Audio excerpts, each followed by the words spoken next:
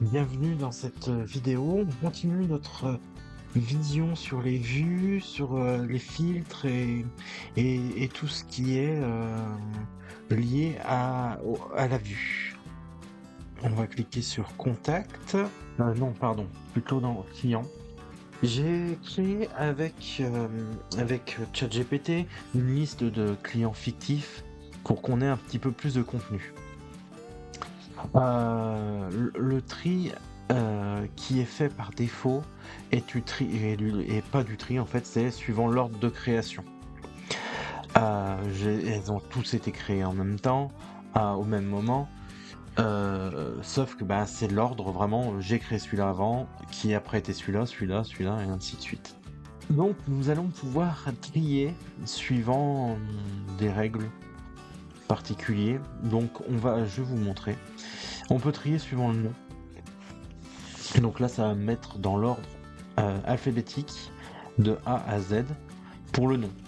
Mais par contre, s'il y en a qui vont être très proches, je peux rajouter d'autres tris. Par exemple, je peux trier par le code postal. Et je peux dire que d'abord on trie par code postal et après par nom.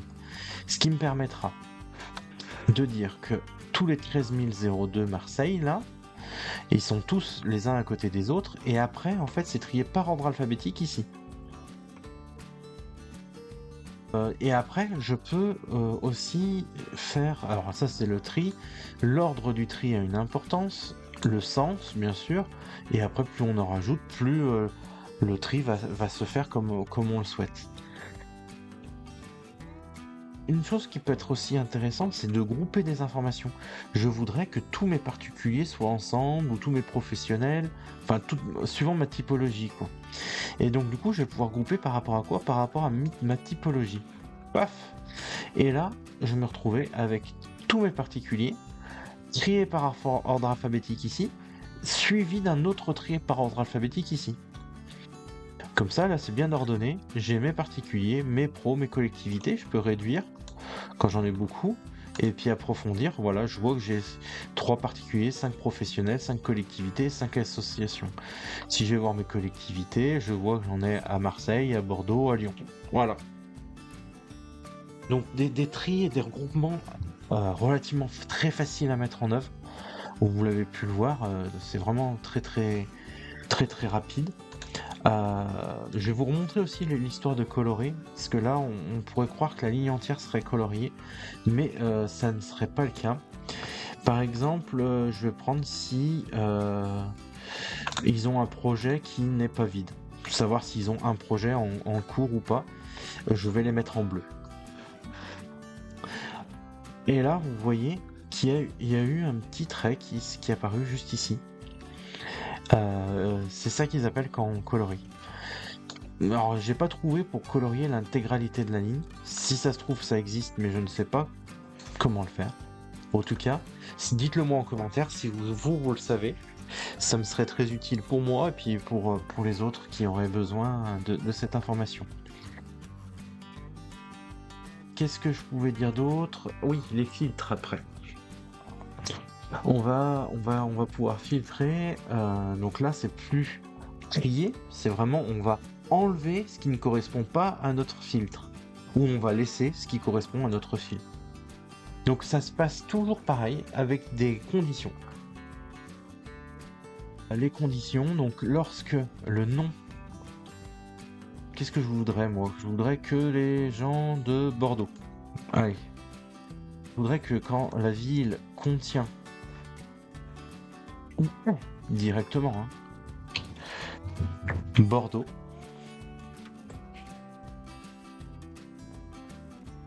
j'ai fait une faute. Voilà. Et il faut bien mettre le B majuscule.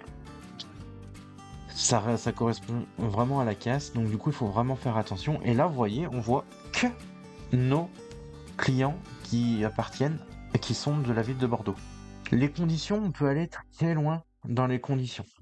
C'est-à-dire que là, moi j'ai dit que il fallait qu'il soit de la ville de Bordeaux, et j'aurais pu rajouter un filtre, et que son type est client. Particulier, pardon. Et alors, j'aurai vraiment que ceux qui sont particuliers. Mais je voudrais pas que ça soit que les gens de Bordeaux particuliers. Je voudrais ajouter une autre condition. Je veux que soit que ce soit des gens particuliers de Bordeaux ou des professionnels de Paris. Je sais pas pourquoi j'aurais besoin de ce filtre, mais on va dire j'aurais besoin de ces conditions-là. Donc on va être obligé de rajouter un groupe de conditions et je vais faire déplacer mes conditions que j'ai déjà réalisées dans ce groupe-là. Hop, pardon, voilà. Lorsque la ville de Bordeaux est particulier, je vais rajouter un autre groupe ou que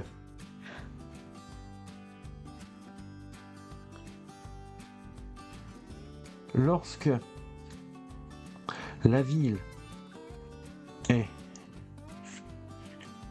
non pas est contient Lyon,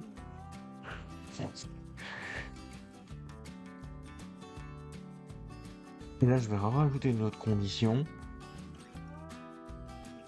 pardon, et voilà, et la typologie est collectivité.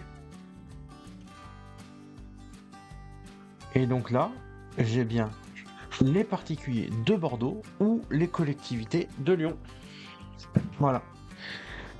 Donc vous voyez qu'on peut aller assez loin.